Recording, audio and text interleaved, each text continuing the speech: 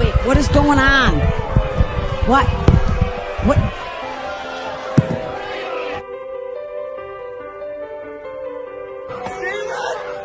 And my brother? Where is Pac-Man? Where is...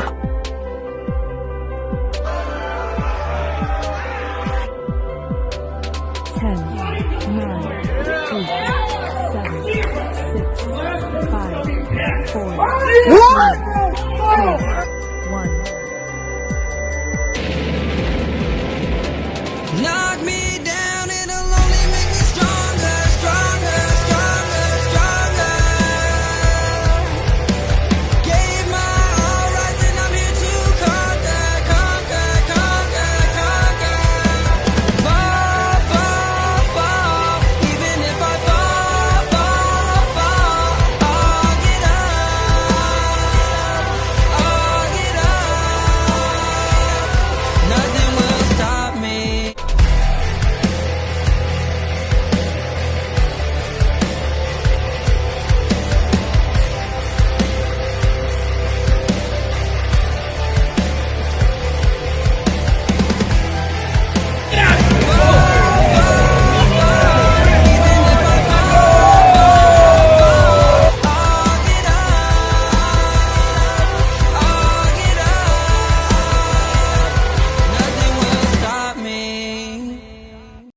Following podcast has been recorded by LIM. From taverns across Chicagoland to St. Joe's Park in Joliet to the world of podcasting, they're upholding the good name of Chet Gunderson and letting the old styles flow. They are the lovely, intoxicated men. And this is the Lovely Intoxicated Podcast.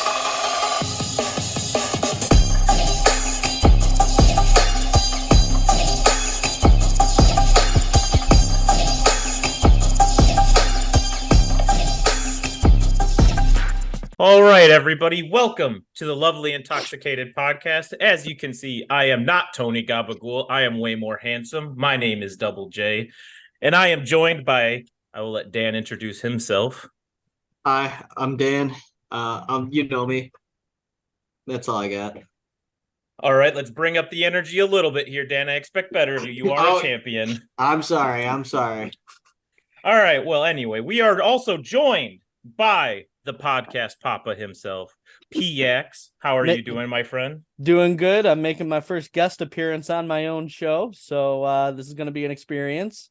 Absolutely, absolutely. We are also joined by your tag team partner, Rockstar Johnny Nye. How are you doing, Johnny? What's up, guys? How you doing? Good. Thank you for being here. And, we are also joined by the fabulous idols, Joey, Kevin. It is nice to meet you. What kind of pathetic introduction was that? Joey, you mind if I take this over for me? Take it away, Damien.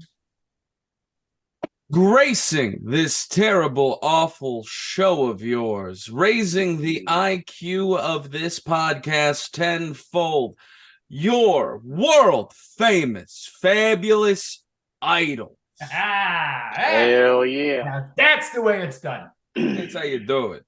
That's one way to do something, I guess. Was that supposed to? I mean, no, I'm gonna do my best to remain impartial, just like Steve did the last week on that episode. I'm gonna remain so impartial, guys. You saw how well that ended.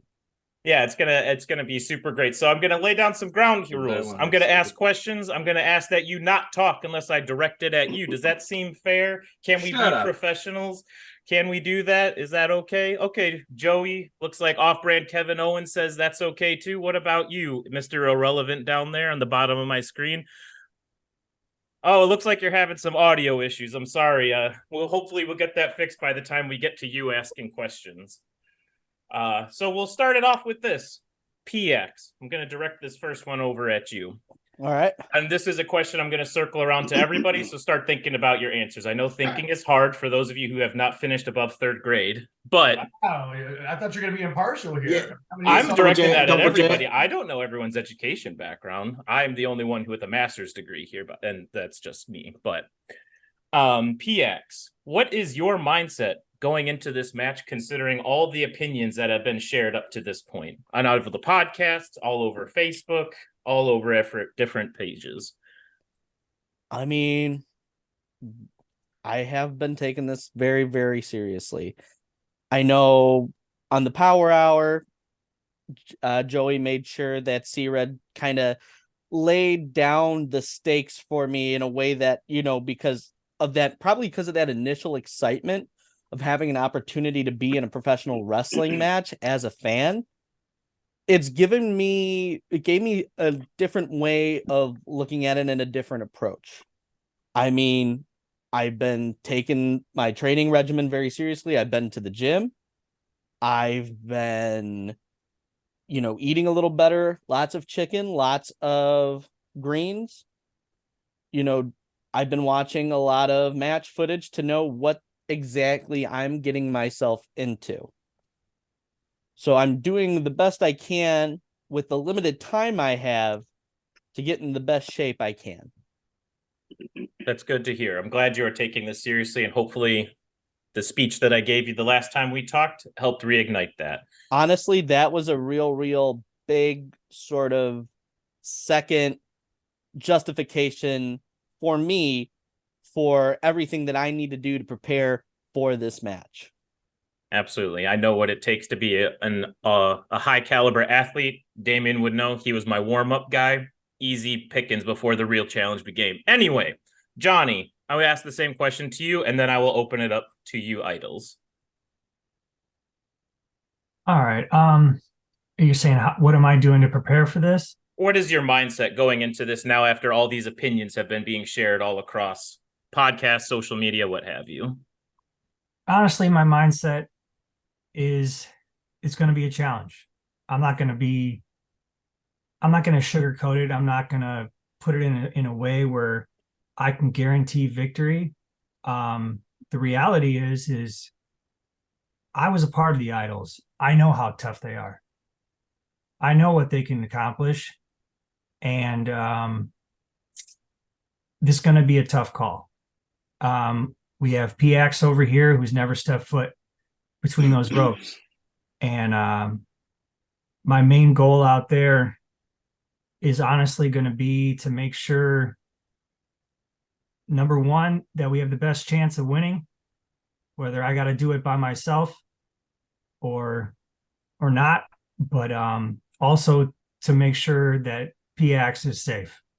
That's the reason that he's in this match to begin with, is because the Idols put him in harm's way. He was a fan. He didn't belong in that situation. And now he has an opportunity to show the world what he's made of. And I think he's going to rise to the occasion, and he's going to impress a lot of people. I also got C-Red on my side. So, I mean, C-Red is a legend. So I definitely won't be in there alone, but it's going to be a tough battle. I mean, it's going to be something to see. I'll tell you that right now. I mean, I went one-on-one with Kevin Cade, and that was not an easy win. Let's just put it at that. I ended up on top on that match, but that wasn't an easy win. I'm not going to sit here and throw shade like that because it's not true. These are tough SOBs, and we're going to be swimming in the high water, but I believe in it. I believe in us. Very well said, especially with the SOBs part. Speaking of which, SOBs, I open the floor to you all. I apologize. I said I was going to remain impartial. Idols, the floor is yours to respond to that question and to rephrase.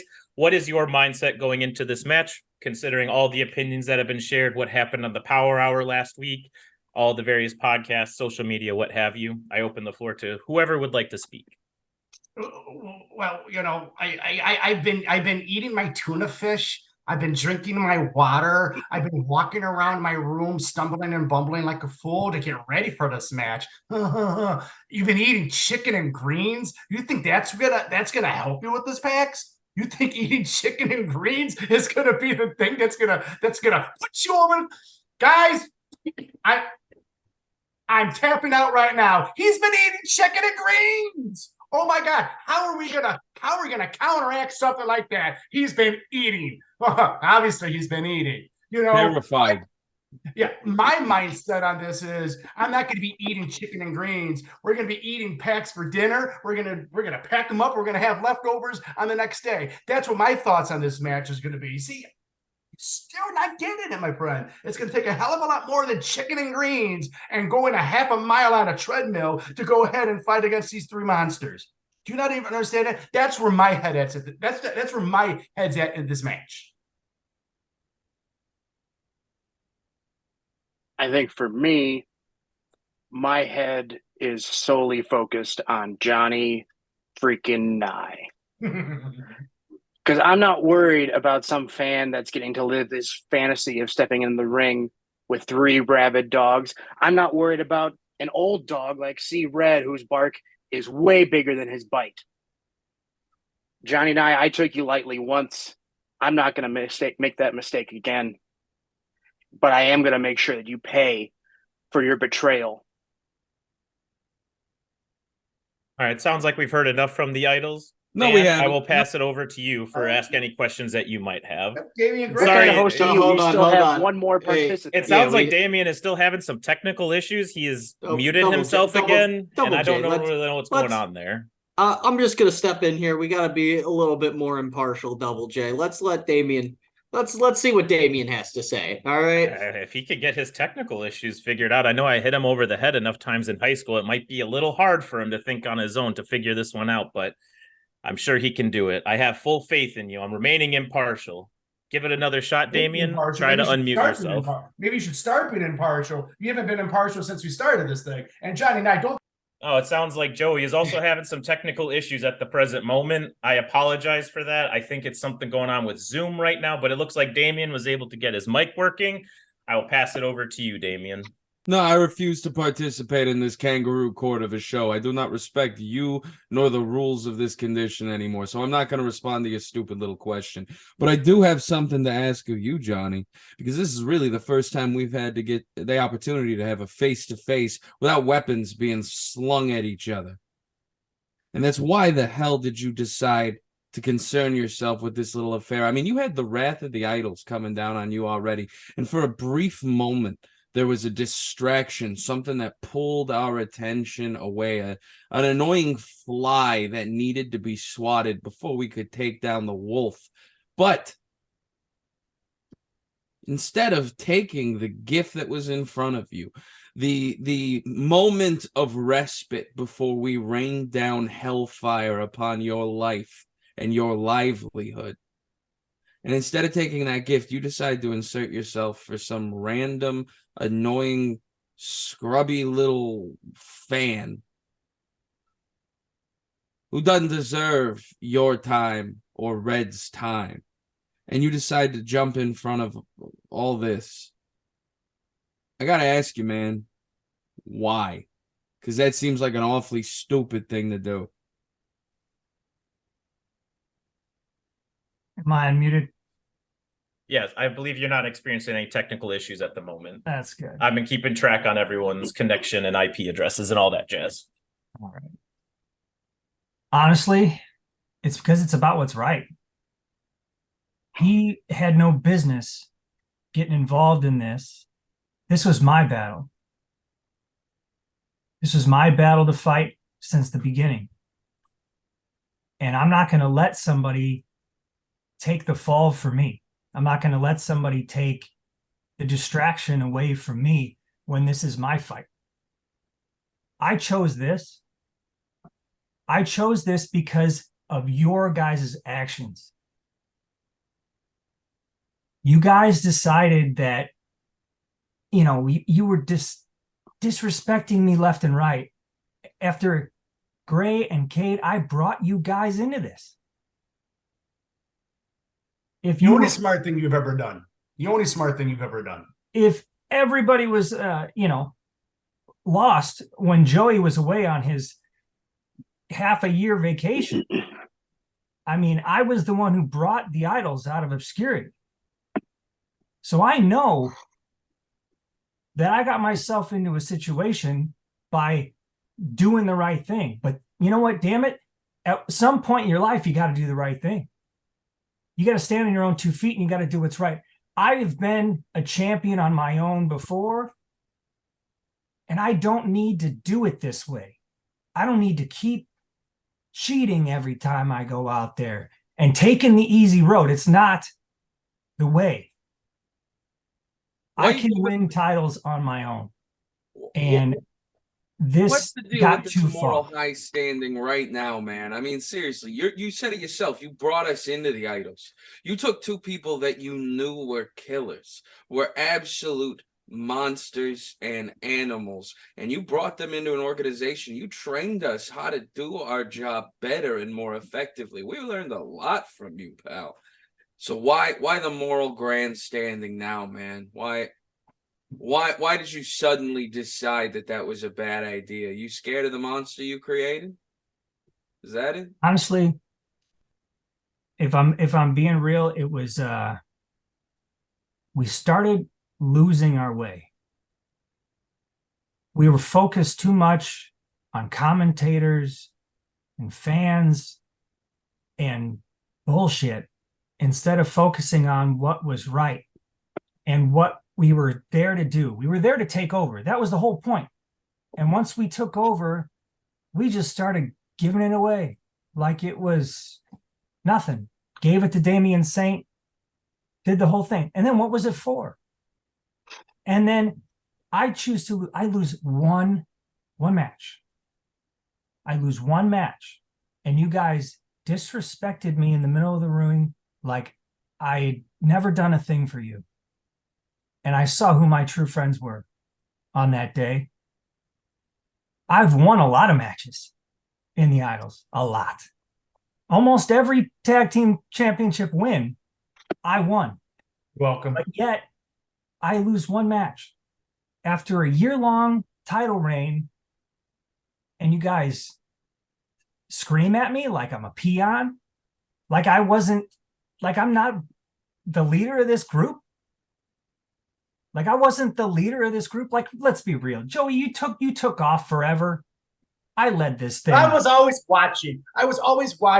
And Damian and Kevin would always call me after the match. Just goes, you can't believe what Johnny does. He's kind of, these fans they're kind of looking at him, and then he's looking at these fans like, I think he actually cares about these scumbags. I think he actually cares about what these idiots think about him and everything like that. I mean, I remember Kevin one time telling me long time ago that you were just the biggest dead weight that we ever could possibly have, and I know Damian felt the exact same way. You just got a little bit too comfortable in everything. You thought you were the leader. Don't you know who was operating, who had the strings on his fingers on you, my little puppet? It was me. Okay, it was me with Kevin and Damian right here. We were right here, and you were always 1 second below us, pal. That's where you were. That's where you were, and that's where you belong. So now you want to go ahead and be like, oh, we can't go ahead. We can't attack Pax and all that stuff because he's such a good guy. He is such a good guy because he's a fan and all that stuff. We don't care about any of that, man. We do not give a rat's ass about anything. Like, oh, look, I actually swore too. Okay? We don't care. The cardinal sin is you and against. We're not family. We're above family. Okay? You went up against us, and now you're going to find out how bad that's going to hurt you. Tell them, guys. I think in the interest of moving on to other subjects, I'm going to pass it over to Dan. There's a lot been said around that topic, so I'm going to pass it to our LAM champion to ask a question. Dan, over to you. Well, I guess my question is, with the Idols, they had held a lot of titles. They had everything. They had all control over RPW for a while, gave that to Damian Saint and whatnot. And it just seems that now that you guys are kind of in this losing streak where you kind of lost this reputation that you had of being, the one to carry the gold, the one to carry the company.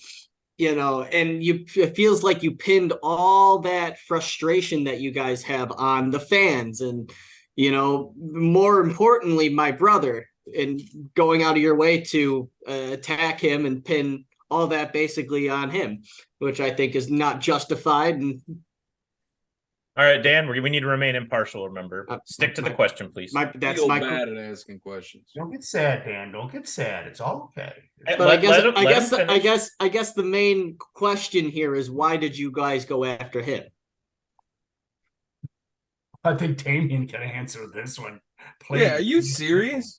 Plain and simple, man. I mean, come on. You couldn't have asked that question in a more biased and framed manner if you had years of training. I mean, that was pathetic. Why'd we go after him? We didn't go after him, pal.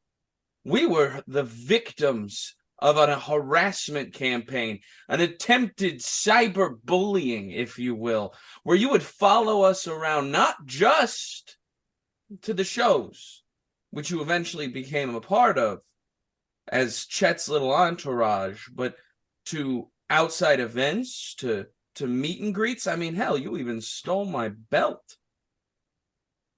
I mean, come on. He has been harassing and needling and following us.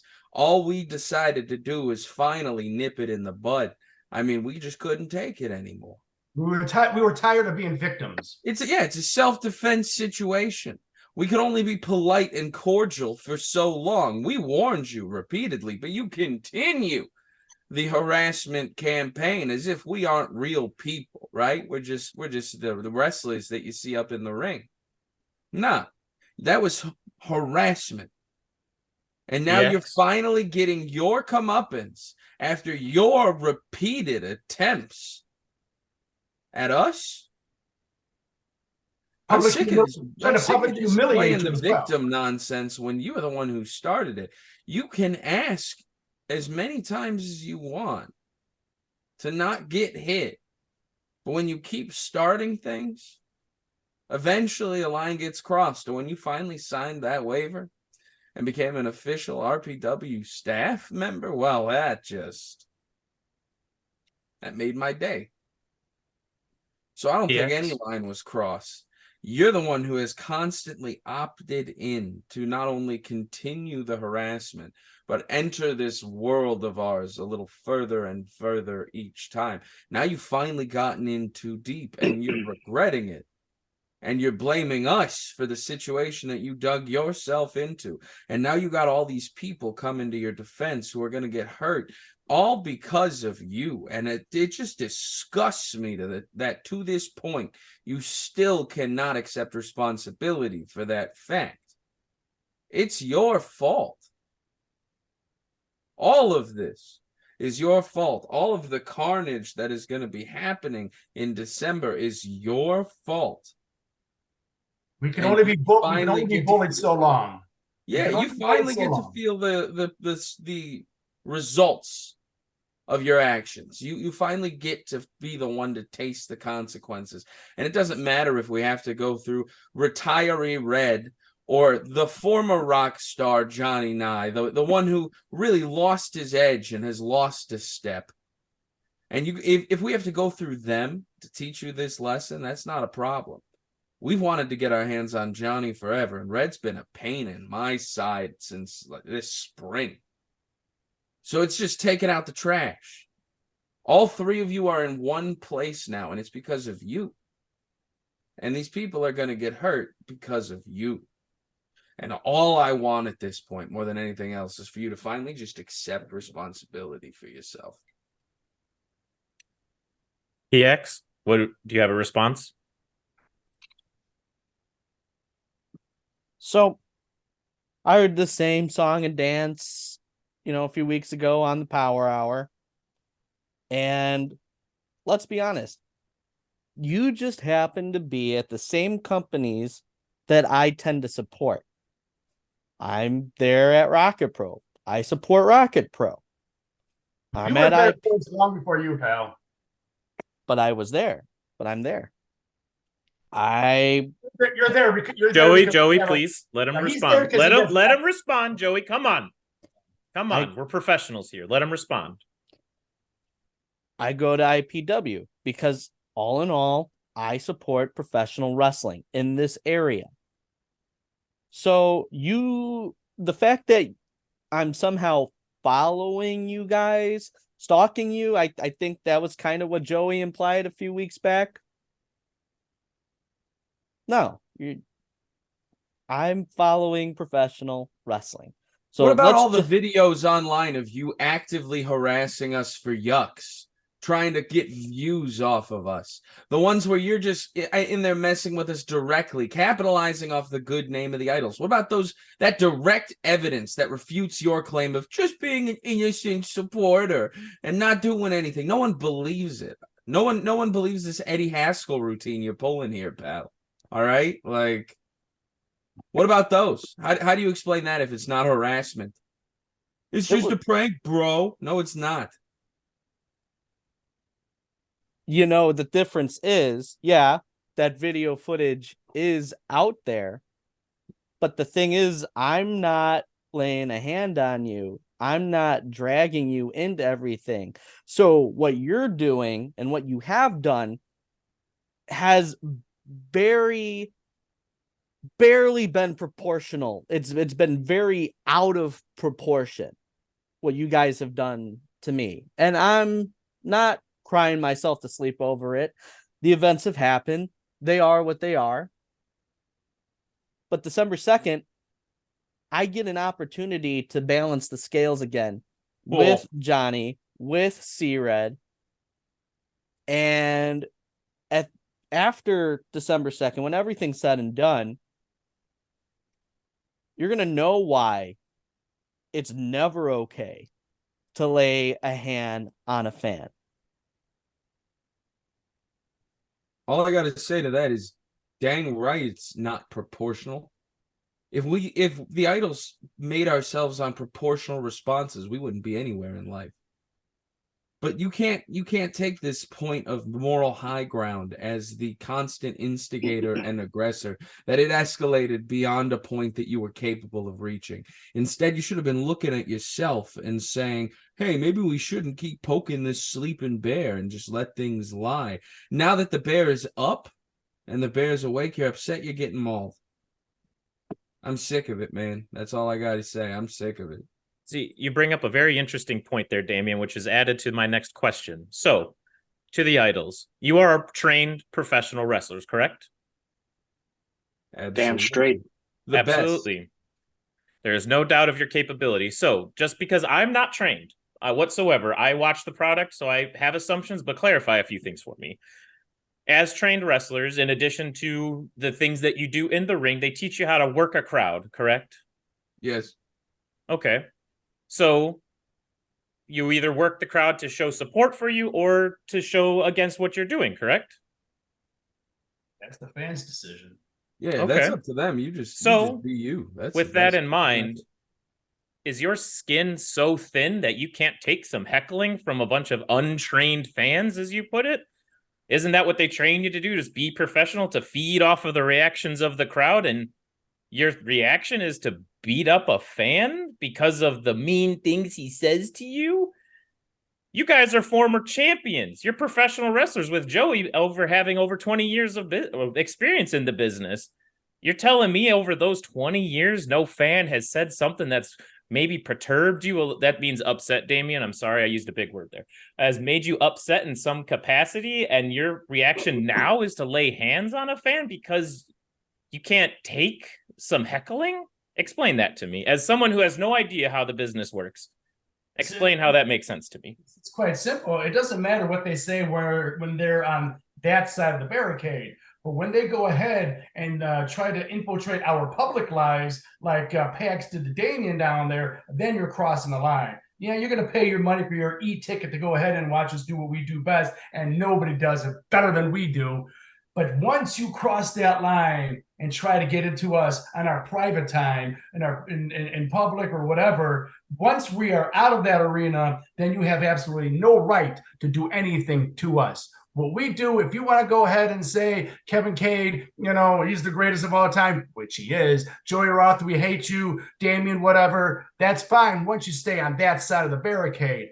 But once you start infiltrating and belong and going where you don't belong, that's when you're going to get hurt, because we feel threatened. We feel that you are trying to take advantage. We feel, quite frankly, we feel vulnerable when we're outside, when we're not inside that ring, because we don't know what kind of crazy things people like you are going to do. Now, see, if John Lennon would have known what a crazy person was going to do, maybe he'd still be here today.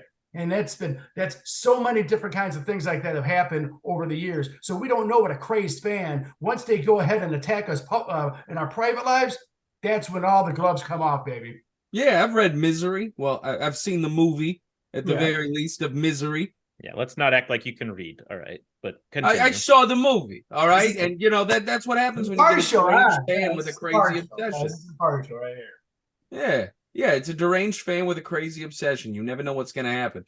Look, you're even incestuously calling C-Red your grandfather and Flash your dad.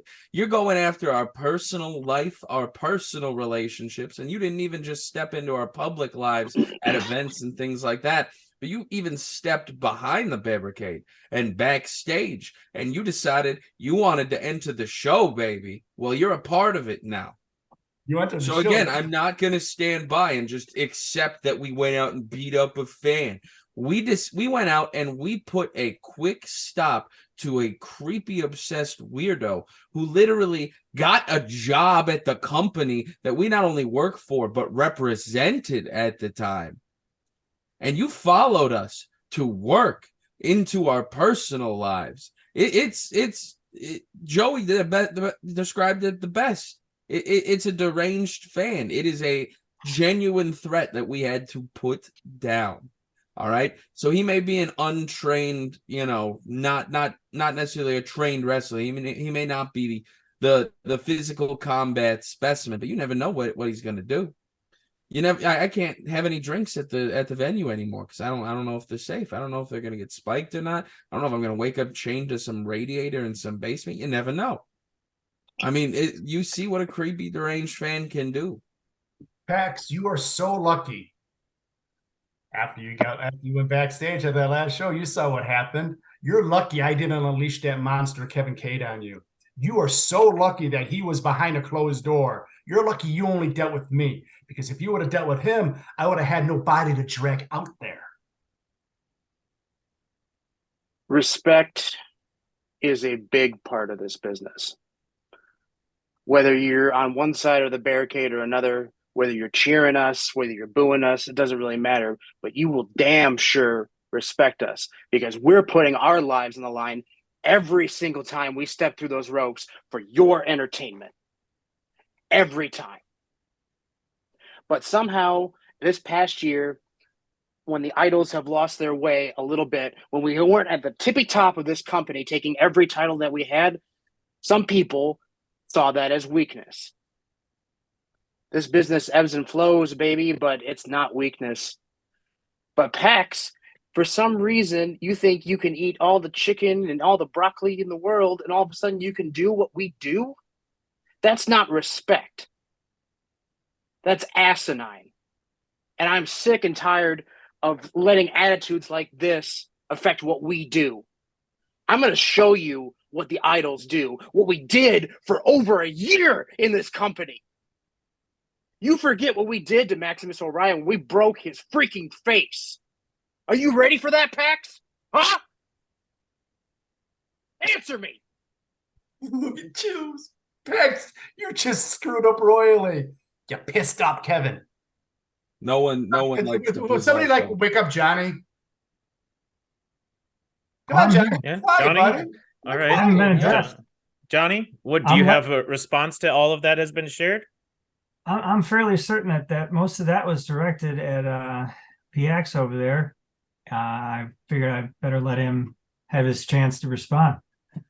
I think I'm going to stop you right there, though, Johnny. I think PX has done a lot to defend himself in different things. And it brings up a very interesting question that I'm going to pose to you, Johnny, and to the rest of the idols if you would like to weigh in. But this is firstly directed at Johnny. So you and C-Red have come to the aid of PX. You've had his back throughout this whole process. Where's everybody else? I think back to the Power Hour a few weeks ago. Steve did not interject once to stop what they were doing to PX. And I said I was going to be impartial, but that made me upset because PX is my friend, and I didn't think he was fairly represented in there. And I know I've done some unimpartial things so far, but I apologize. But I need to know why nobody else in that RPW locker room has come to his aid. PX, we have all said it, should not be in this match. He's not a trained wrestler. I am afraid for his safety because while I do not like the idols, I do not think because he is not trained and he is not qualified to be in that ring, he might get hurt. He probably will. It's a no DQ match. And that scares me. And I want to know why Steve, Maximus, Gunner Brave, anybody, Aaron Stone, why is nobody coming to this fan's aid? If everybody loves PX, they love the lovely Intoxicated Men, they all like to take pictures with us, talk with us, do all this stuff, let us hang out. Why is no one coming to help him? Why is nobody coming to help UNC Red? Talk me through that. Honestly, I can't speak for those people because I am not them, but it seems pretty simple. It's one of two things. It's one, they don't think he belongs out there. That what Kevin said is actually, there is a part of that is correct, that it is about respect. This business takes a lot of work to get to where we are at. And I agree with you. I don't think he belongs in this match. I think it is a scary situation that he's in. And there is going to be a situation, I'm sure, in this match where it's 3-on-3. So there is a possibility that I will not be able to protect him during this entire thing. He's put himself in a situation that he could very well regret. As far as right there is why nobody's helping you, Pax. That's right. That right there, why Chris Logan never came out, Marche Rocket never came out, Grin never came out to help you. That's why. You think you only disrespected us? You disrespected every single person back there by thinking you could just go ahead and get yourself a couple pair of boots off of Amazon and walk in the ring and do what we do. Oh, Bubba, you're gonna find out you can't do what we do. Now, on the other side of the coin is he was kind of dragged in to this, though. Yes, he may have overstepped slightly and put himself in a precarious situation, but he didn't ask for this match. He didn't ask to be put in the ring. He didn't ask to be drugged from the backstage like some kind of animal. He didn't ask for that. And that's where I draw the line. Is he's been a great fan to this company. He's done a lot for this company to draw eyes and ears to this company. And I'm just not going to sit back and let him just get destroyed.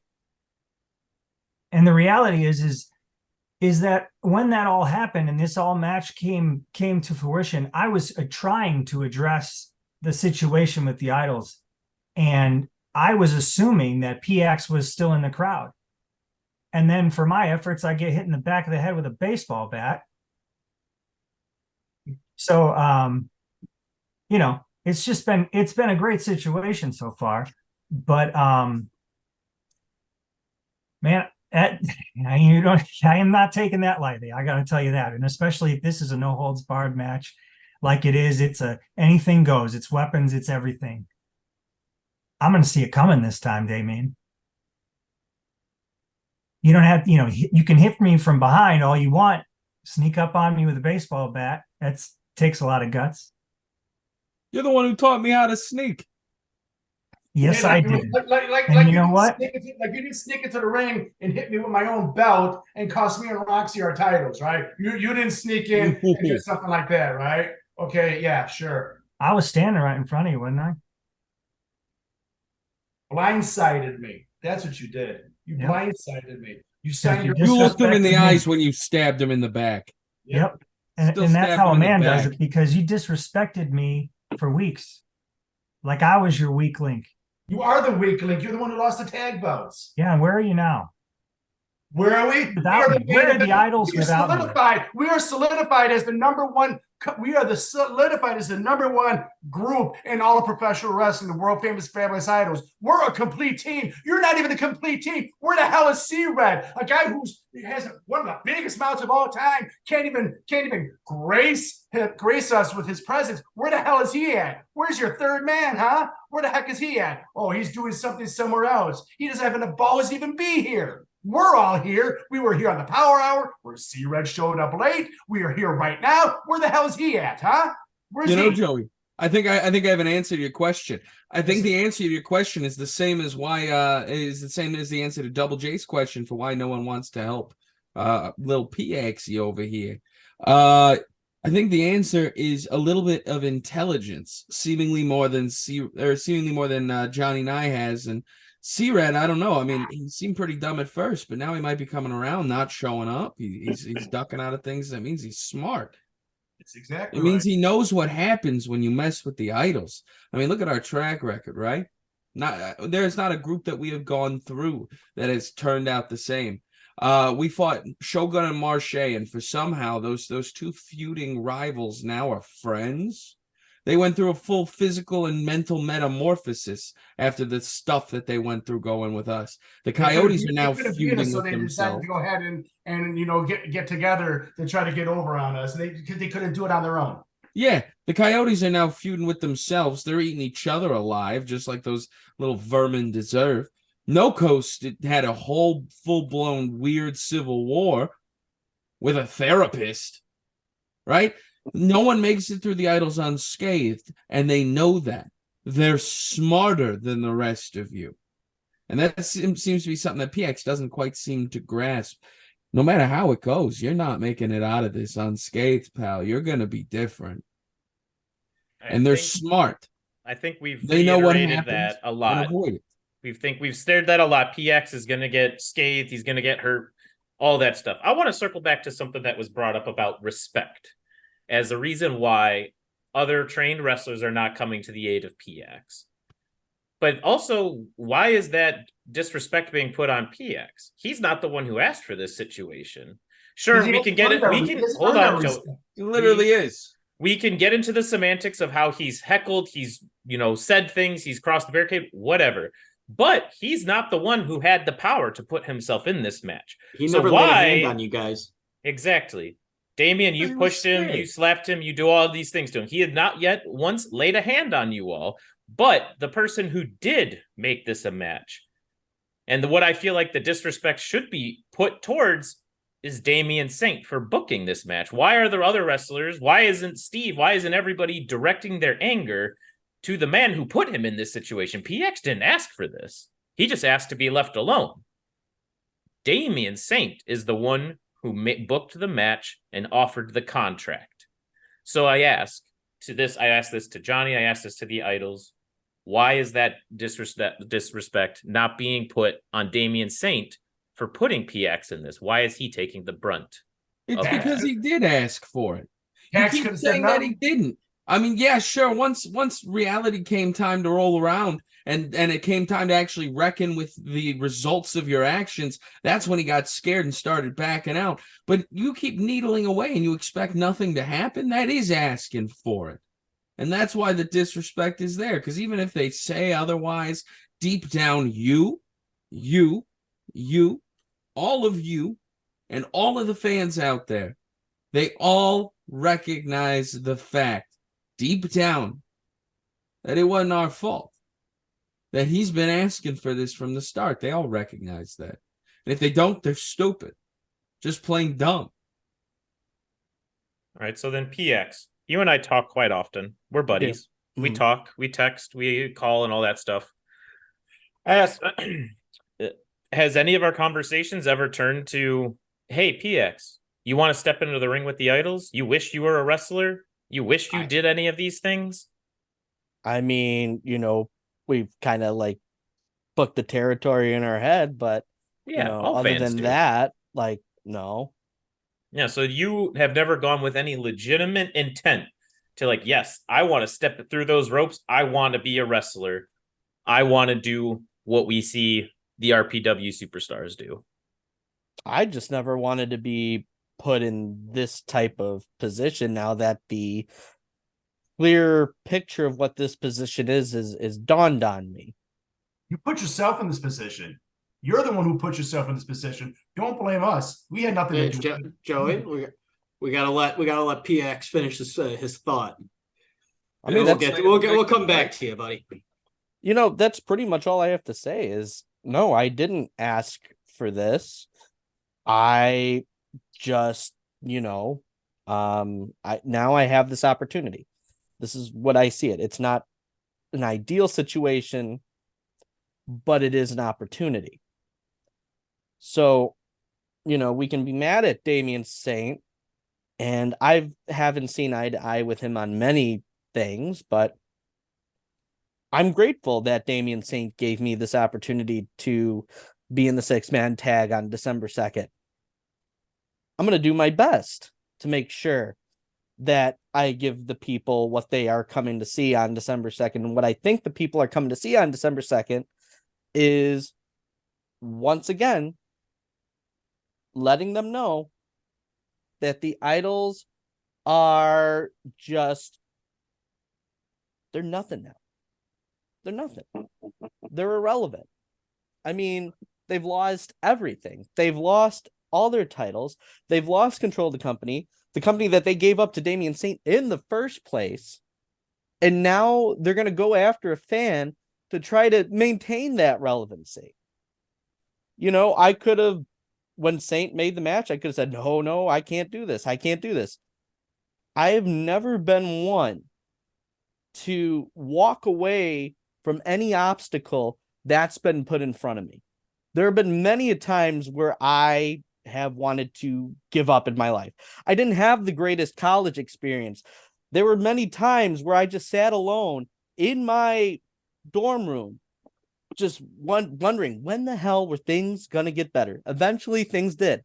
And I became very, very hardened by that experience. No, I'm not done. I am not done.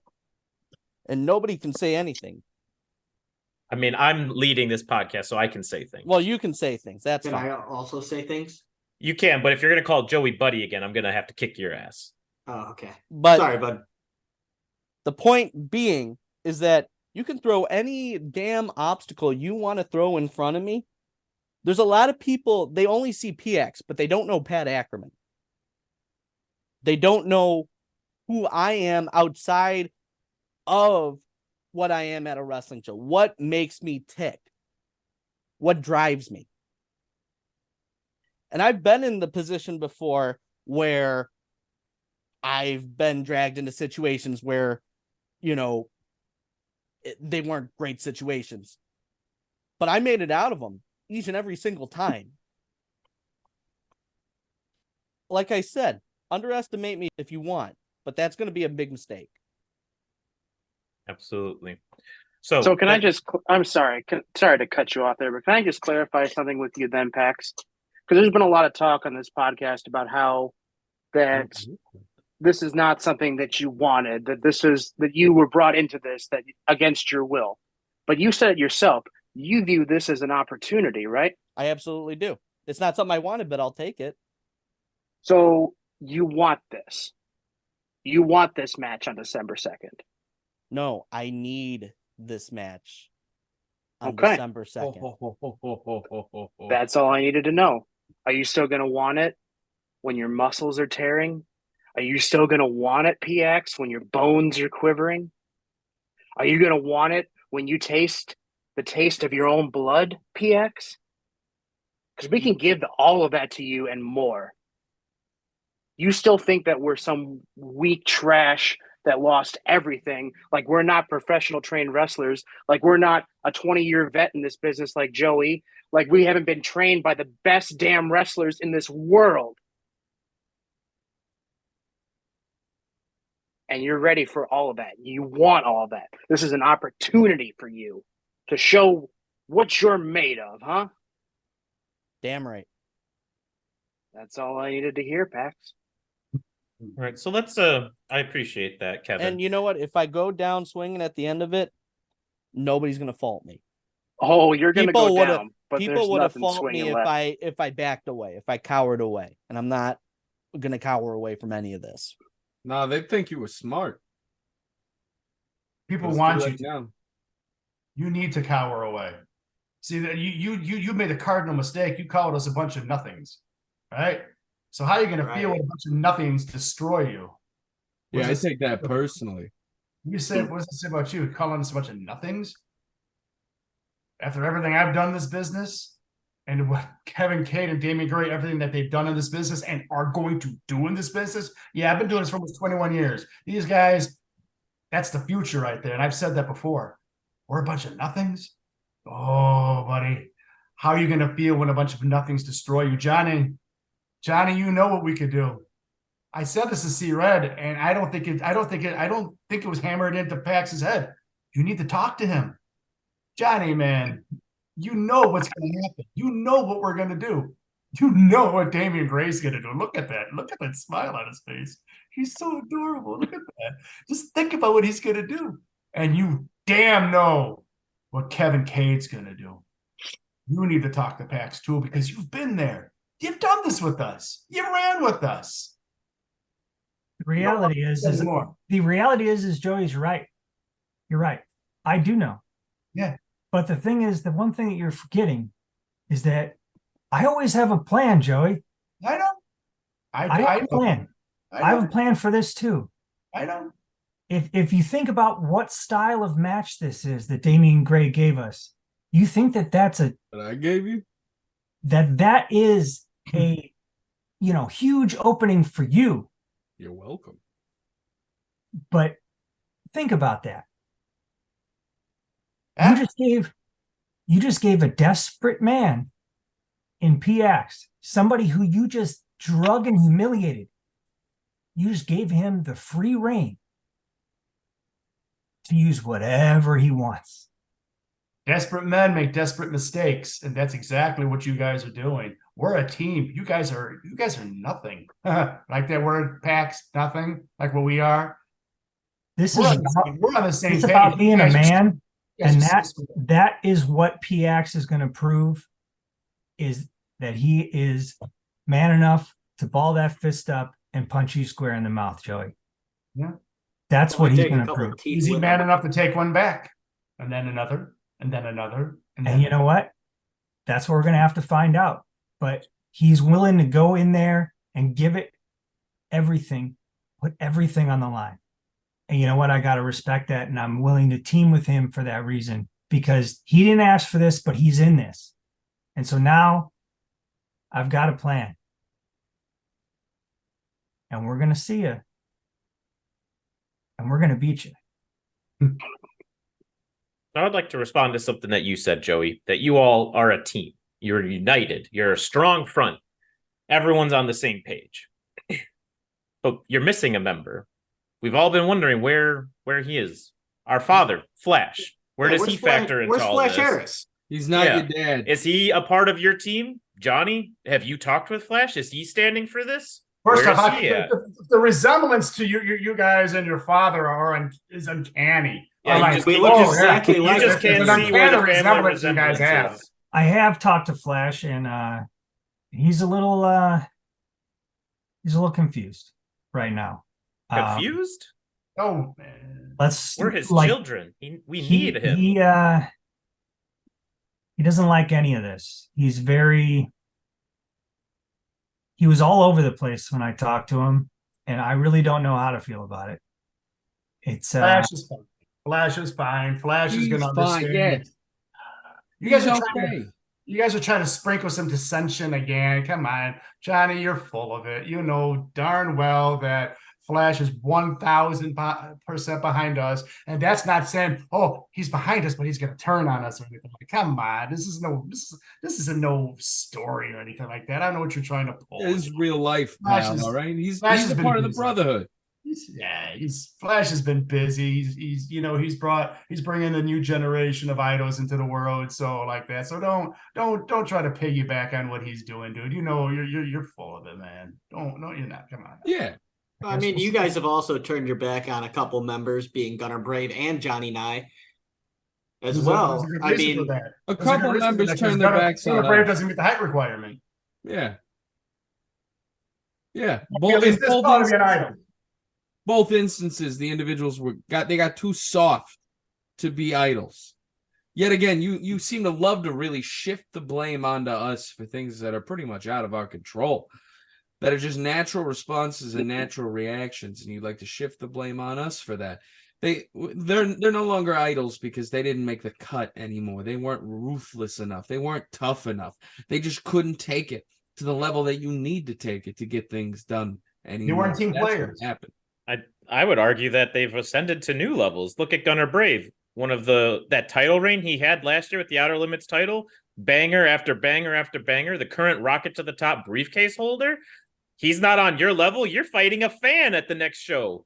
It doesn't take any talent to go through a freaking table. It doesn't take any talent to fall off a ladder. That's asinine. It takes talent to go into a situation where it's 2-on-1 in that ladder match. No, look, well, we're not here to talk more about Gunnar. I'm just trying to understand.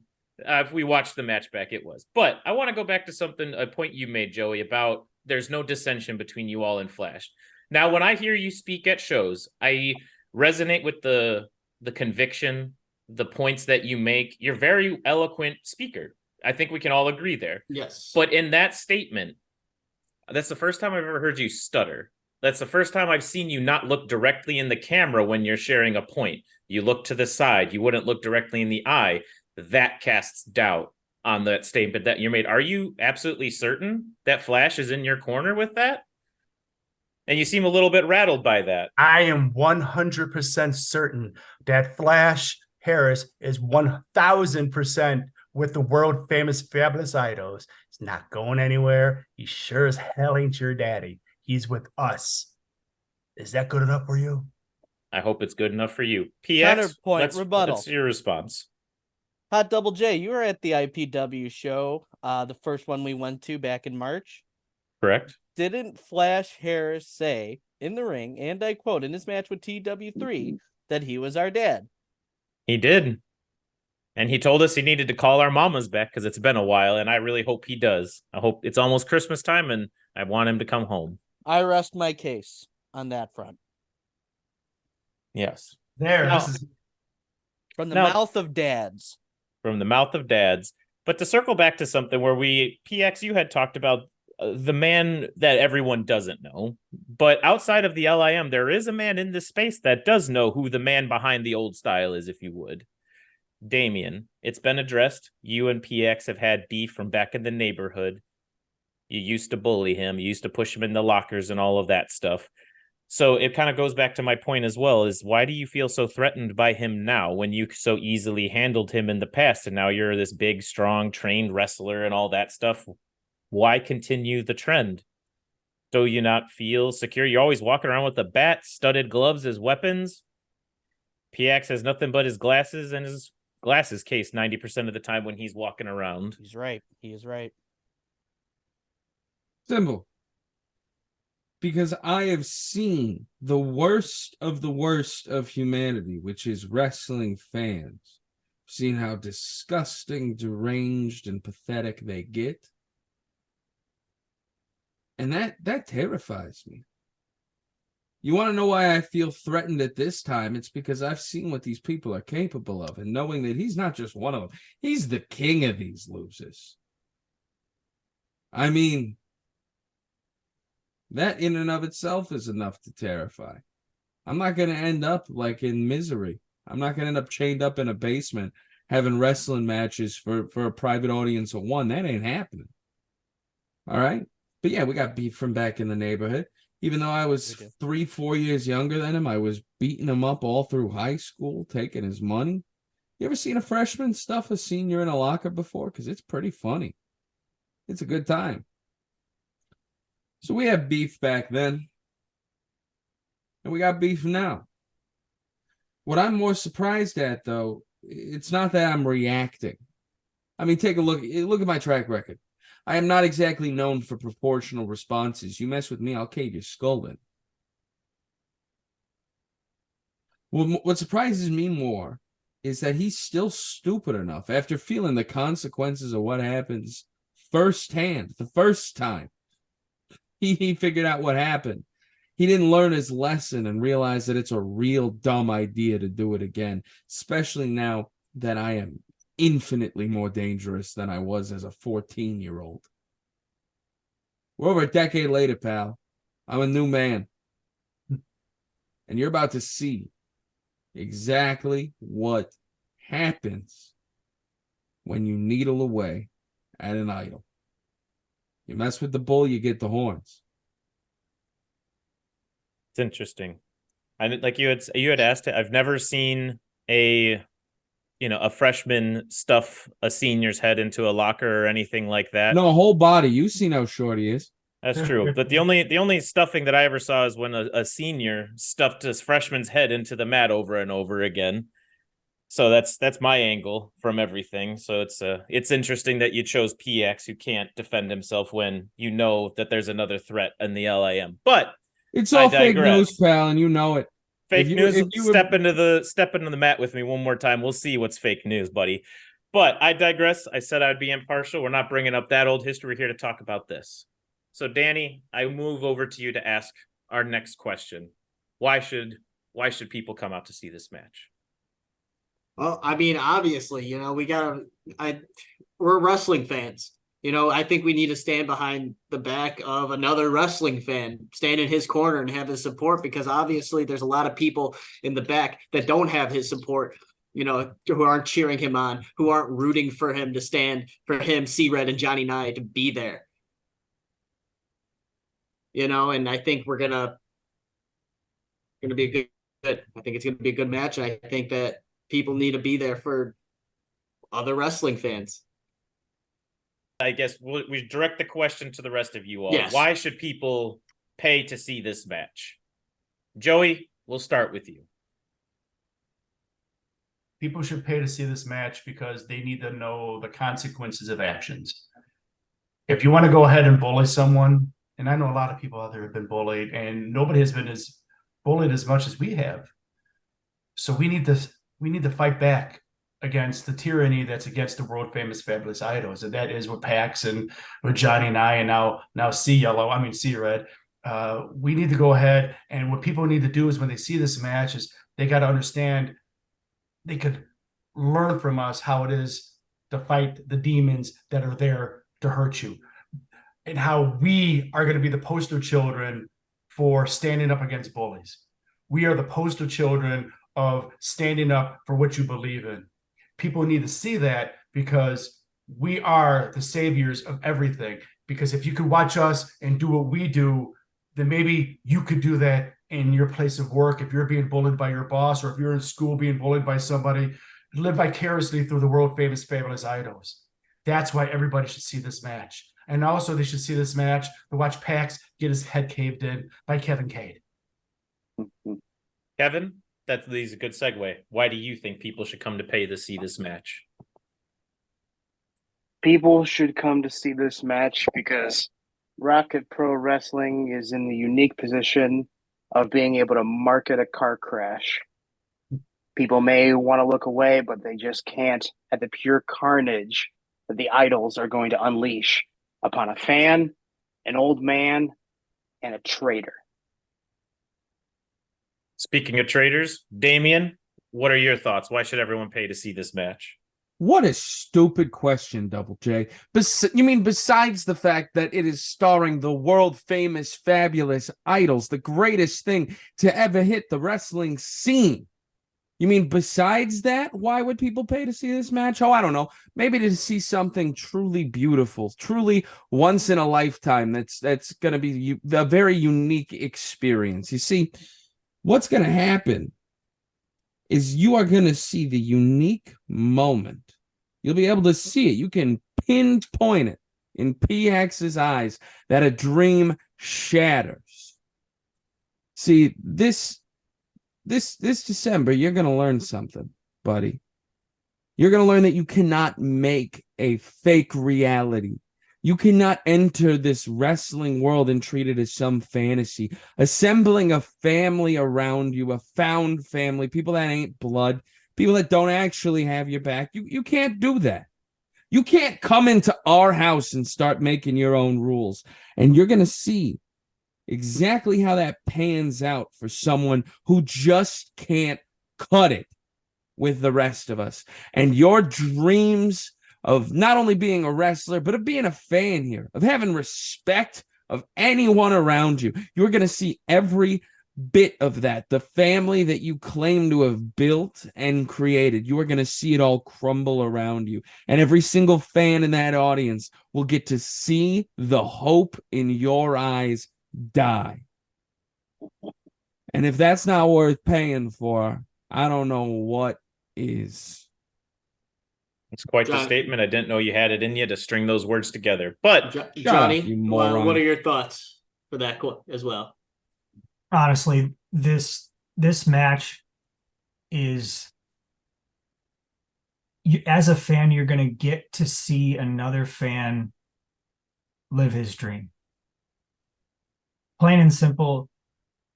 As a fan, that has to fill you with something. Whether or not it's the best idea, whether or not it's right or wrong, that doesn't matter anymore. We're here. This is happening. And as a fan, you've maybe sat next to PX and cheered with him, or you've seen him in the crowd and you've cheered with him. Now you're going to get to cheer for him. You're actually going to feel how he feels because you've been right next to the same guy in the crowd. You're going to get to see a man stand up to Joey's bully bullshit that he just mentioned earlier, but you're going to actually get to see a man stand up to bullying live and in person. And that some other people actually have his back. And you're going to get the rock star that you should have gotten from the beginning. The one you can believe in, the one that sticks up for somebody when they're getting bullied. And it's going to be a hell of a ride. It's going to be messy. It's going to be crazy. But I believe in this team. I think we can get this done. And speaking of crazy and this team, I pass the floor to someone who we've been waiting for. Oh, look who decided to finally show up. At the final hour, a wizard never arrives late or early. He arrives precisely when he means to. Grandpa, passing it over to you to make a statement. What's going on, grandson? Nice of you to join us. What up? Hi, Grandpa. Well, I have a life, What's up, old man? So, let me just say, I'm tired. I'm tired of the mistreatment of people, period. And I've said this on my podcast, and this is just me being honest. Joey, we have 20 years of history.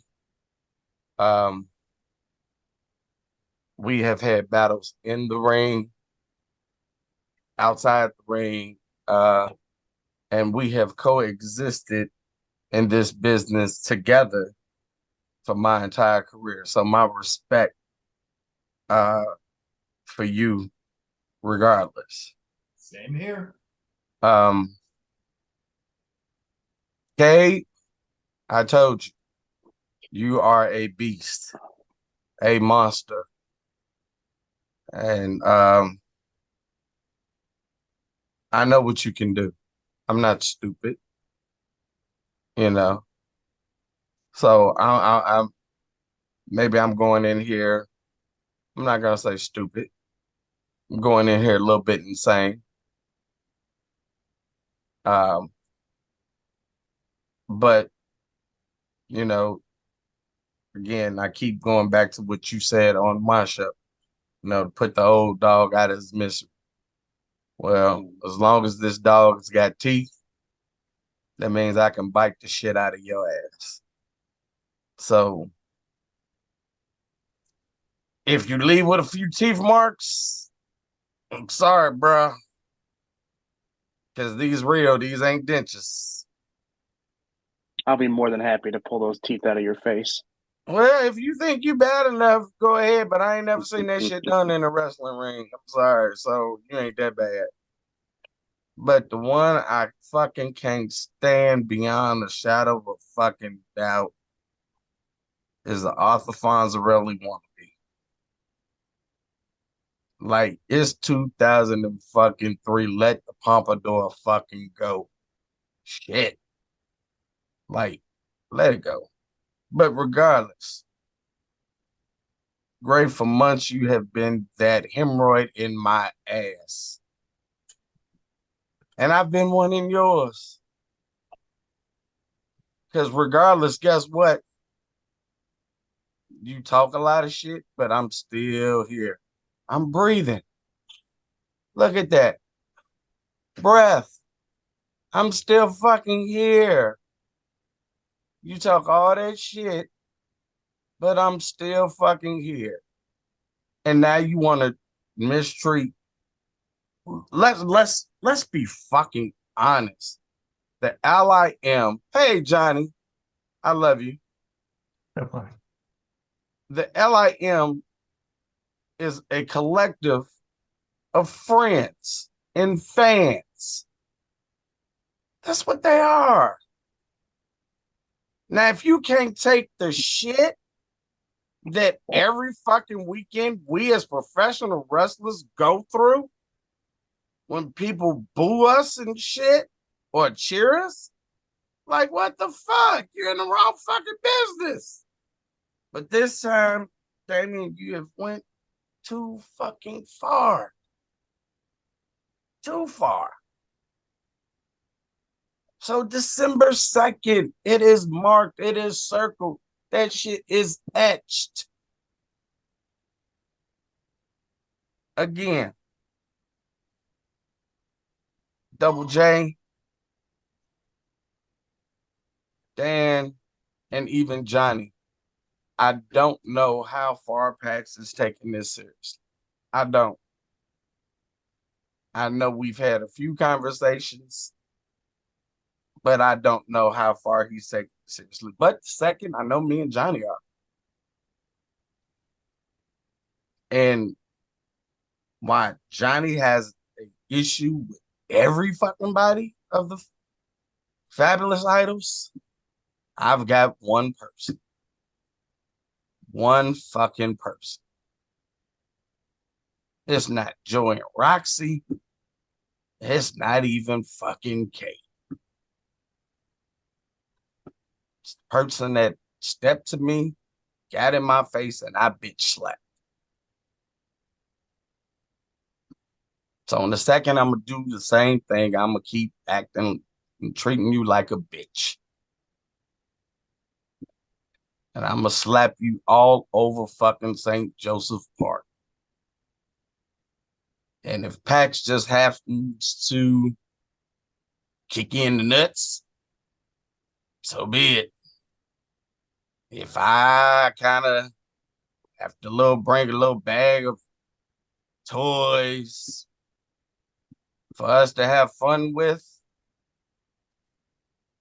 I will.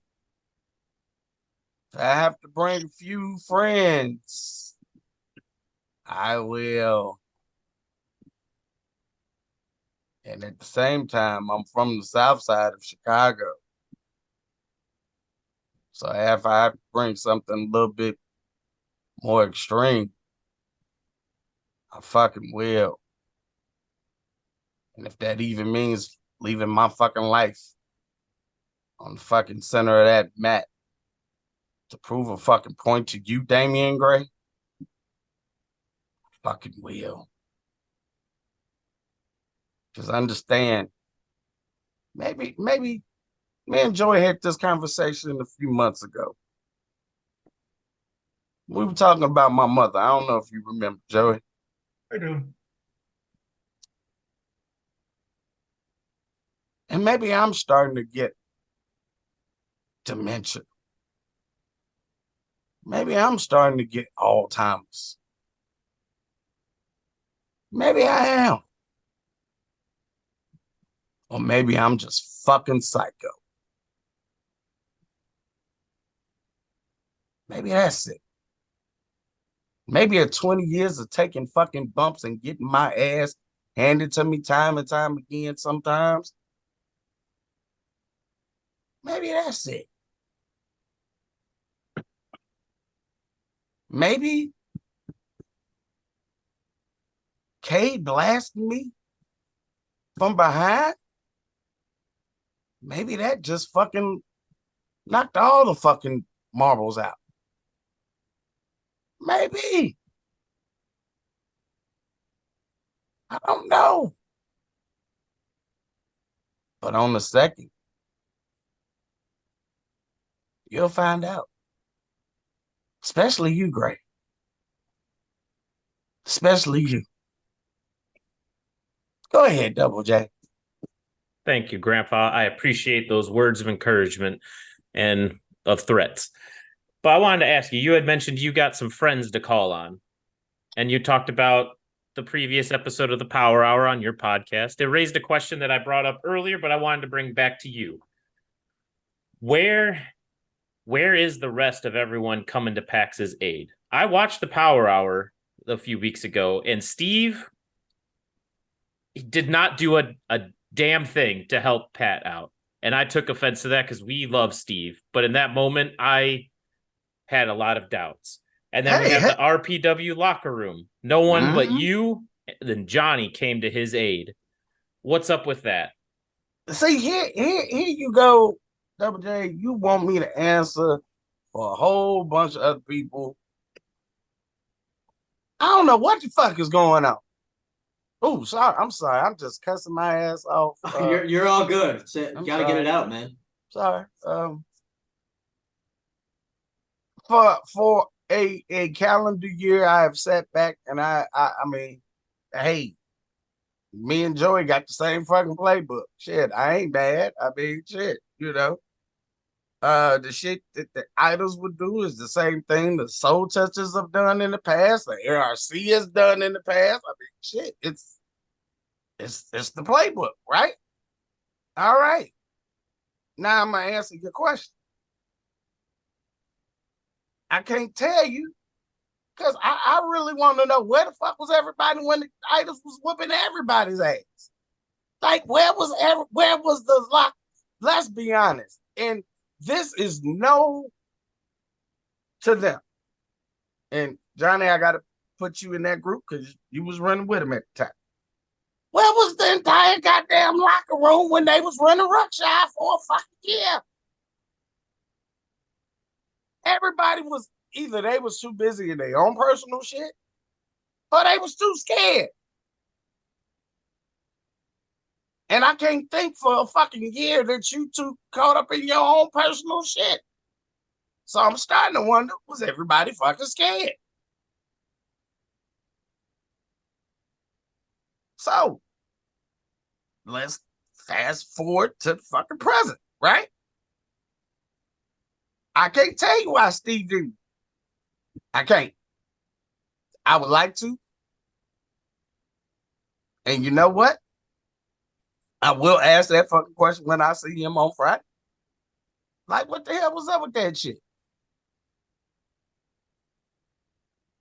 But everybody else, again, Johnny came out like a rocket. Fuck that. Where's everybody else at? Maybe that goes to show you don't have as many friends as you think. No, I'm not talking about it, RPW. Fuck that. Joey, you know how thick my phone book is. Yeah, I know. So trust me, if I'm gonna be honest, and I'm even gonna give an inside tip.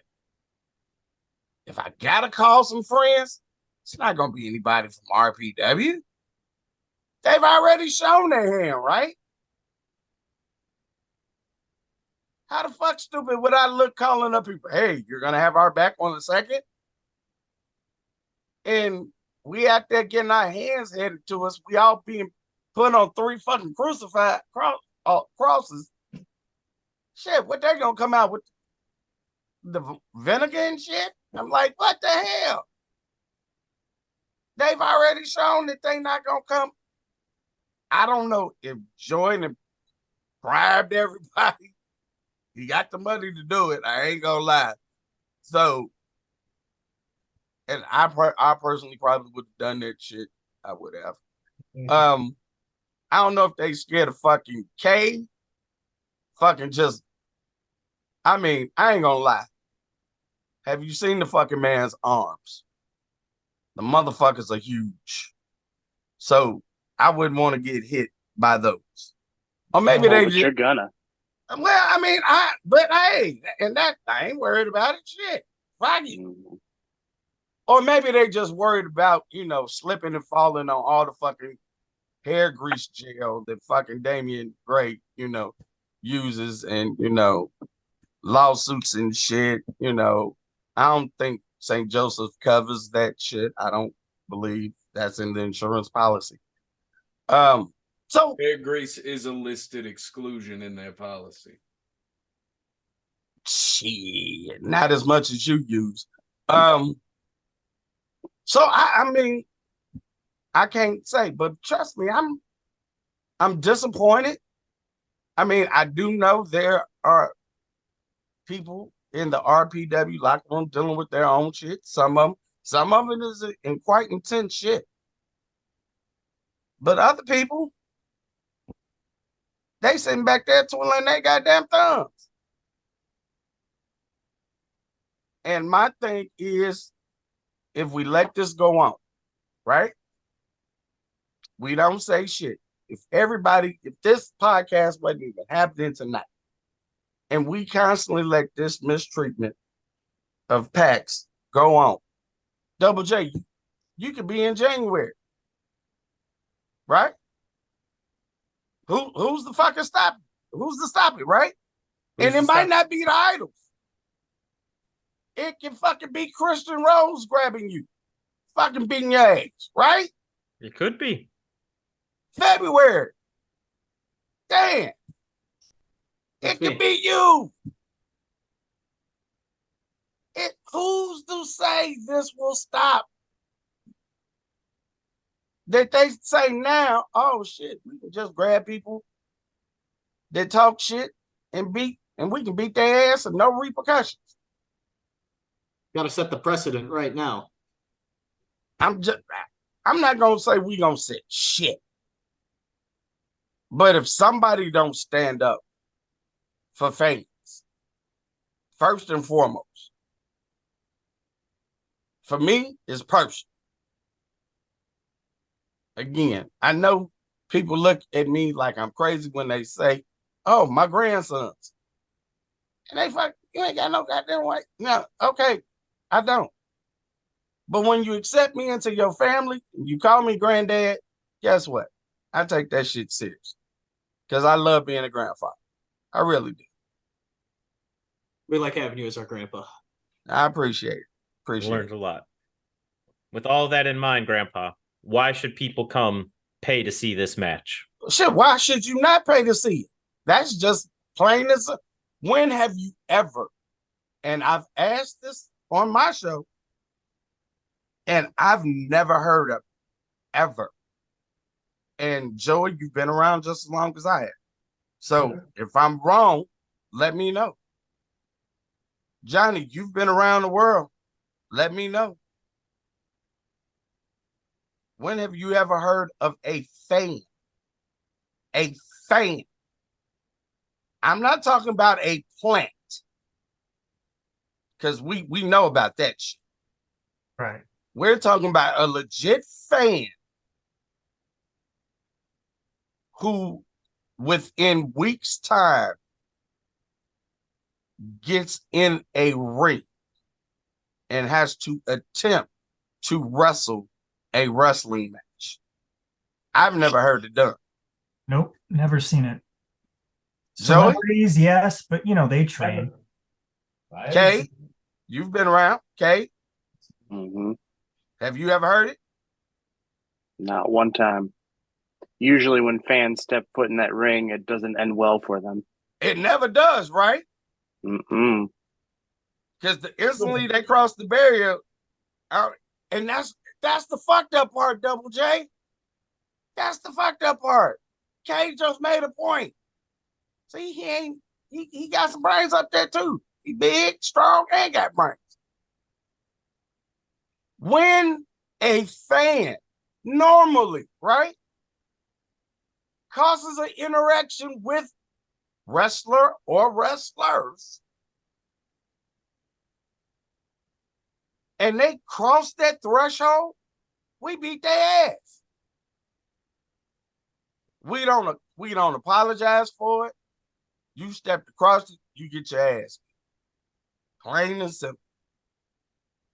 Now this time he was kind of pulled over, but but a fan will be in the ring in 2 weeks. He's not trained. He ain't been in school for 2 years, and this is his way to get his debut match. No. He been talking shit to the Fabulous Idols since the Idols walked through the fucking door. And now he finds himself in a very hard situation. Because as I told him off air, I hope he's taking this seriously. Just understand what could potentially happen on December 2nd, on December 3rd, is going to be the realization. Does he have broken bones? Does he have a concussion? Is he in the hospital? Is he able to go to work the next Monday? Say it a little slower, Red. And this is just me being honest. Everybody that is on here that has been in the ring, we all know when you get up that next day, it's just a little bit rougher. And Kay, Joey, Damian, Johnny, myself, we trained for this shit. This is what we've done. But you wake up just a little bit in pain. Some of us, a little bit more than others. But if you never trained for this, what the fuck? I'm going to be honest, Pax. God forbid you get in a situation, fucking Cade, and that arm comes flying at you. Shit.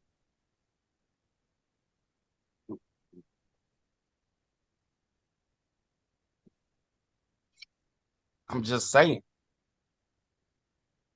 So people should come out because this is Rocket Pro is doing something, and I'm not gonna give Damian Saint fucking credit. Fuck that. I'm not, because he took too fucking long with fucking doing something about this shit, and then all of a sudden I gotta wield a steel chair to get his attention. What the fuck? The black guy has to bring a steel chair, and now I've got your attention? What if I brought something else? So, fans should come to see that for that alone. It ain't about the championship. It ain't about the Coyotes disintegrating before our eyes. It's about what's happening right here, this moment, right now. 3 men on one side, other 3 men on the other side. And again, fucked up part is me and Joey are fucking friends outside of this shit. But I know on December 2nd, December when 3rd, ring, I love you again, December 3rd. I'm gonna let you again on the 3rd. But on the 2nd, we're gonna fucking hate each other when the bell fucking ring. Hell yeah, we are. He's got a point to prove. I got a point to prove. Who the fuck don't want to pay to see that? Like, how can these guys be friends on the 3rd and they got to fight each other on the 2nd? Business is business. That's what the respect we're talking about earlier, Pax. That's what respect is. Because I respect C-Red almost more than anybody else in this business. That's what the respect is. Stuff you've never shown us. And again, I really think it ain't the idols. I don't think it's that one person that's been a hemorrhoid in his asshole. You sure know That a lot one- about hemorrhoids, old timer. That one, because you give them to me, Damien. Oh my God. I do You know, what? Damien is that piece of shit when you're on the toilet and you're taking a shit and it won't come all the way out and it just sits there and you're like, if you're coming out, get out, but it won't get out. So you have to sit there for 2 fucking minutes and wait for it finally to come out. It's like, fuck. And then you look and it's a little piece of turd like that and shit. That's Damien Gray.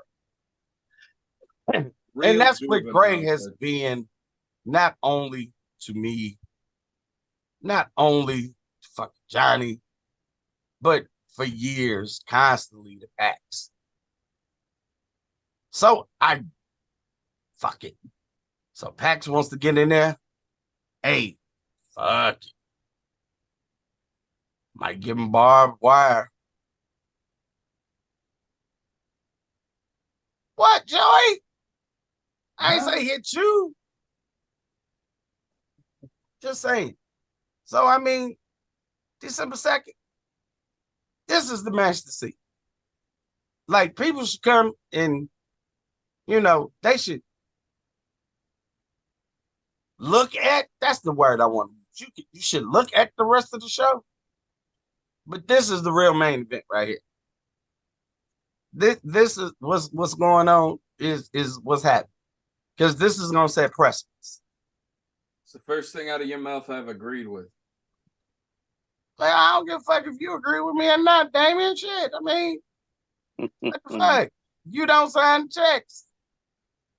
So, I mean, again, who would not want to see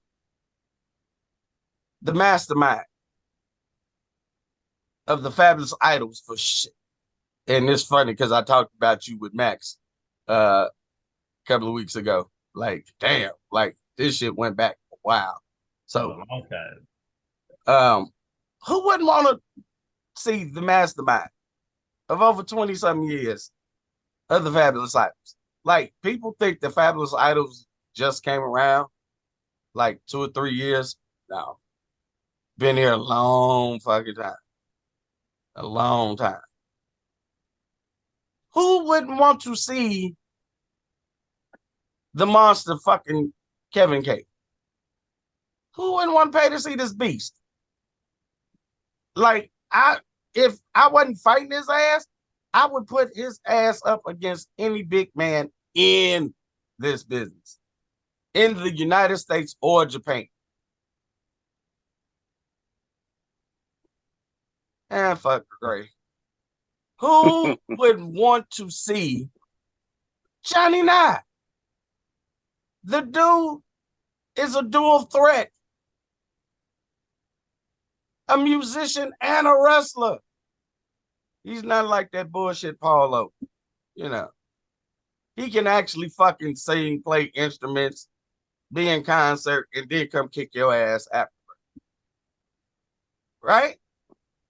Who wouldn't want to see a guy who has done this for 20 years, mostly bad, but some good. Some good. But I've been all over the fucking place, all over this country doing this shit. All over the world. So who wouldn't want to see that? And then again, you've got Pax, right? Who is a member of the LIM, right? But first of all, he's a great fucking guy. I've got to know him. He's even he texts me, "Hey, Grandpa, you okay? You doing all right?" Like, fucking bad day. But that shit lets me know he's a good guy. Takes time out of his day. And he's finally fucking stepping up and sticking up for himself. So I ain't mad at him. So on the second, me and Johnny going in, side by side, with Pax. Win, lose, or draw. I would hope it's with a win, but hey, what happens, happens. But I guarantee you, and Joey knows me, I'm like Hannibal. I always got a plan. And I love it when my plan comes together. Now, am I going to tell you that plan? Only Gray would think I would be that idiotic to do that. Joey, hold on. Hold on, Joe.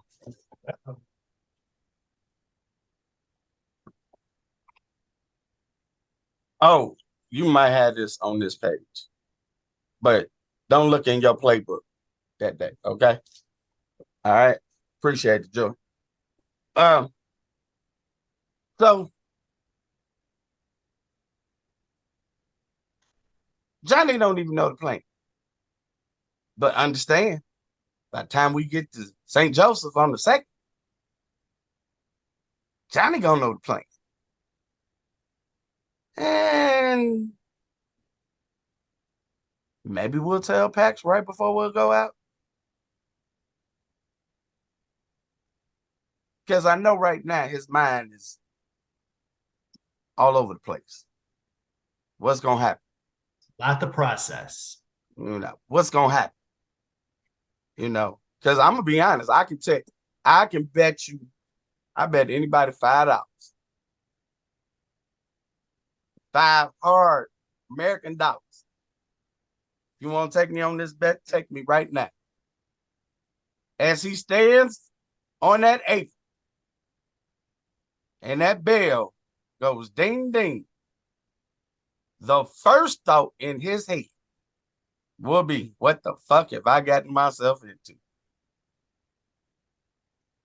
You know why? Because it's all happened to us our very first time. When that bell is rung, what the fuck am I doing? Is this what I'm supposed to be doing right now? Okay. Just wait till you get hit for the first time, Pax. Oh, no. Wait till you get hit for the first time. I swear to God, we're going to try not to let that happen. But guess what? I can't promise that. I can't. Absolutely. And that's what I wish I could promise he wasn't going to get hurt. Because just like I got people, Joey got people. Shit. I wouldn't be surprised if a fucking black ass truck with the World Fabulous Idols pulls the fuck up. All them motherfuckers come rushing in. People I haven't seen in 15, 16, 17 years. Yep. I wouldn't be shocked. I wouldn't. And they can hold me and Johnny down all fucking night and just beat the shit out of Pax. And it would be legal. And I can't do shit about it. I mean, that's the beautiful part about this, right? We don't know what's going to happen. This isn't a regular wrestling match, ladies and gentlemen. This is a no DQ. So even Slime Ball's baseball bat is legal. Kevin K's big ass arms are legal, even though they should be illegal in Joliet. Shit. No. Fuck that. I'm go lift some back shit for his ass. I know Joey. Have you ever paid attention how many pockets Joey has in his jackets? Y'all never paid attention to that, have y'all? Every one of the pockets got some shit in it. Now, whether he decides to use it or can get to it, it's totally different. I wouldn't be surprised if Joey brings out every fucking trick in this book. And you just never know what Roxy Hart might have in her purse. See? And he giving shit away for free. Thank you, Joey. So we don't know. They can bring a stun gun. It's legal. That's all true, Grandpa. We don't know what's going to happen in this match. We don't know what the outcome for PX is going to be, but I'm going to tell you why the fans need to come to see this match is because of how much unpredictability is going to be in here. Pax, I know you're brave, but you need all the support you can get. We as the fans need to show up on December 2nd at St. Joe's Park to show support to the fan that's willing to cross the line to defend himself, to stand up for himself against people that have been making his life hell. Even if you do not like Pax, you have to at least respect what he believes in, respect the man who is willing to cross that line and put himself into the most dangerous spot he's ever been in. And with that, that's why you should buy a ticket to this show, to at least witness and give the man his flowers and respect him for what he's about to go ahead and do. And we've heard now from everybody that has shared their perspectives. Let's hear from the man himself. Pat, PX, why should the fans come out and pay to see this show on December 2nd? Talked a little bit earlier about the separation between who PX is and who Pat Ackerman is. About 10 years ago, I was in about the darkest period of my life. No joke. I still made it through it. Then COVID happened. And I experienced another really dark period. Dan can attest to both of these. There were times where him and I would go back and forth with one another because of just how dark my headspace was. He shoved me up against a wall at one point and told me to get my shit together. Remember that? Yep. So now I'm here in what could be a very dark part of my life. But the difference is I get to define that now. And the reason why I'm saying all this and why this connects to why I think fans should come and see this show and come and see this match is because they're going to see Pat Ackerman and PX going against incredible odds like he's always gone up against. And he's not going to have all the answers, but I'm going to lean real hard on family, and I'm going to lean real hard on friends and the fans to guide me to learn what I need to do in such a short amount of time to make sure I protect myself as best I can. And I've been a little more quiet this show than I probably have been on Power Hour, quiet than I usually am on other shows, because the reality is really set in for me about what exactly I'm getting myself into. And even then, I don't have all the answers on what the hell I'm getting myself into with this no disqualification match on December 2nd at Rocket Pro. There was that little bit of excitement. I'm not going to lie. But over the past few days, reality has set in. And I need to do, you're going to see all the work that I have done to make sure I do the best I can to stand up for you, the fans. To make sure what has happened to me over the past few months does not happen to any one of you.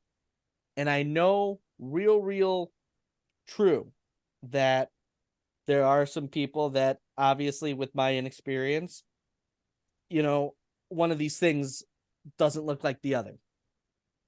And I recognize that and I welcome that.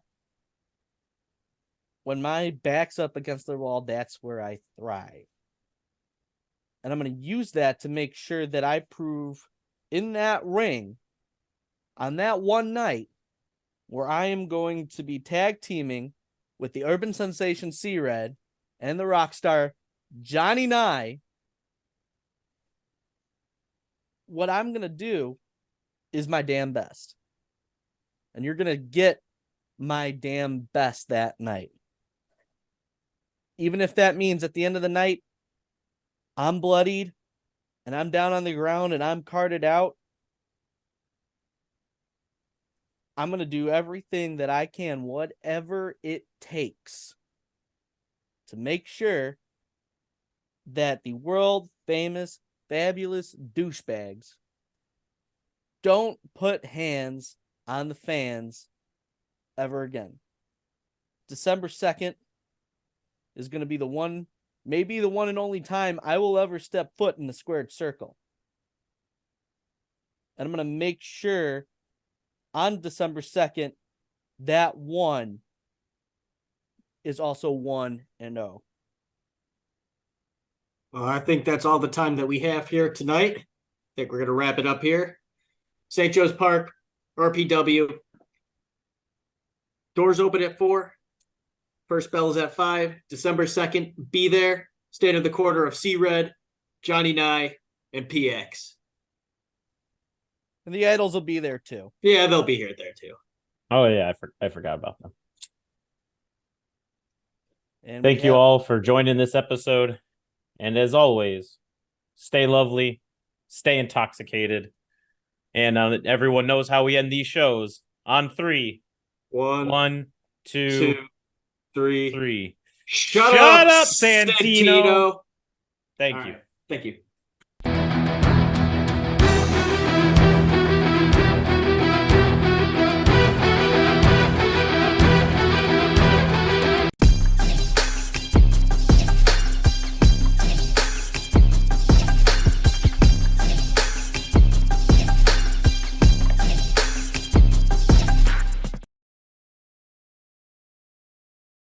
Initiating protocol KR1 and 6L3. It appears that someone opened one of my gifts early. Yes, Smiley McGee will be returning to Rocket Pro Wrestling on December 2nd. But that's not the only surprise I have in store for the LIM. Ho ho ho!